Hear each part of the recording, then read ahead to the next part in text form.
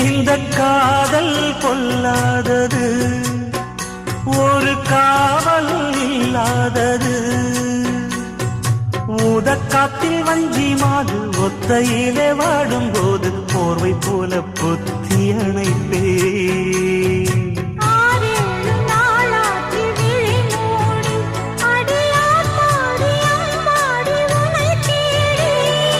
நீதானே மானே என் இளஞ்சோடி, உனை நீங்காது என்றும் என் உயிர் நாடி.